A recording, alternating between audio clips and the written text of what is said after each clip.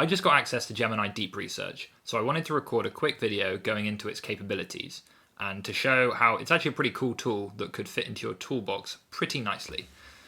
So here we have Gemini. They gave us a few new models. They've got their 2.0 Flash. That's their new flagship model that's supposedly best in class. They've got Thinking, which is a reasoning-based model that's similar to DeepSeek or O1 or O3 from OpenAI. And Experimental. Don't know what that is. That's new for complex tasks.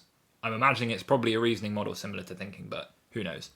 But for deep research, they've got it on the older model, 1.5 Pro, which you can go to there. Yeah, so we can get it to research some stuff for us. It's got some examples here, like research sensor trends for my robotics essay, research AI campaigns for annual planning, research floor heating for bathroom remodel.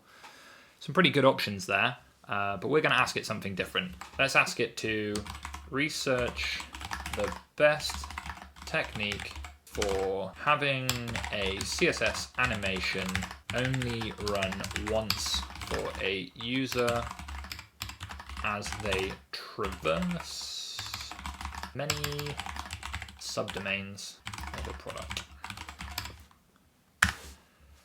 That example is something that I am looking at right now in work, so it's kind of I'm interested to see what it comes up with. I know how I'd approach it. Let's see what it says.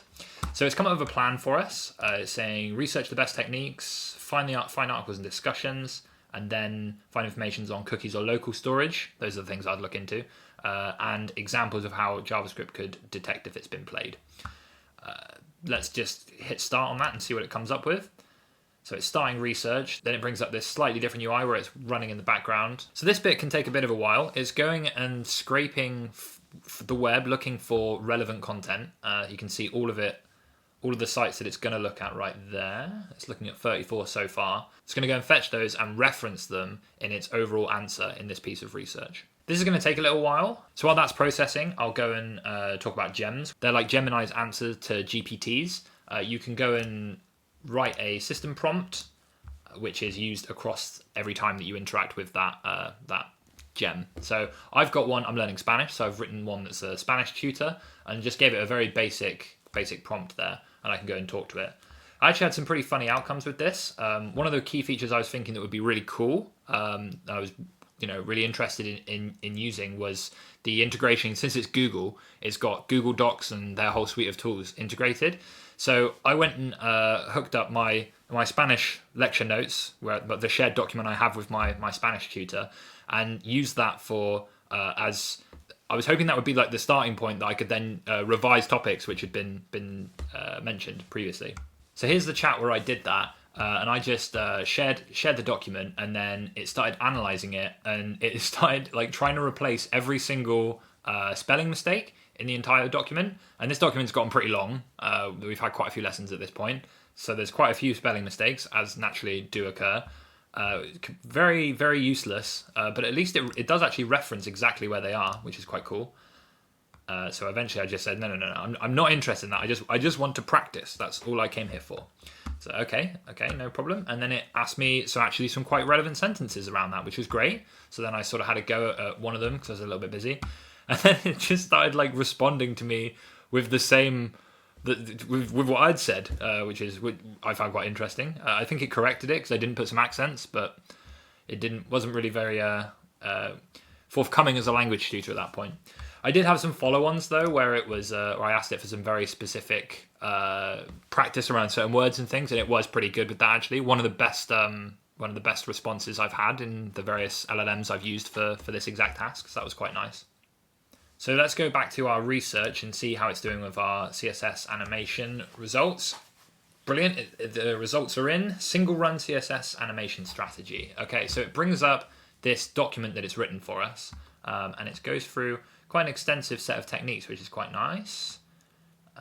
Using keyframes. This is all to do with how you would actually trigger that on a single run, which is good. And then how would we actually detect and control the animations? You can manually tell it to. Interesting. The key piece I'm interested in though is how do you tell the different subdomains that this has already occurred and then not replay that animation between. and it has opted for either local storage or a cookie, which is good. Path / subdomain limitations. Cookies and local storage are generally restricted for specific subdomains when they are set. To overcome this, you can set it to the high level domain. Very true. By using that part there. That is correct, yes. And then it suggests some libraries. And it shows what websites it used for that, which is quite nice. What actual references, so you could go through and read those. And then the actual document, it can become a Google Doc. So you can just open that and freely share that or edit it as well, which is quite nice. There it is there. We can close that, come back to here. And then you can continue just asking questions of it. So would local storage option work cross subdomain?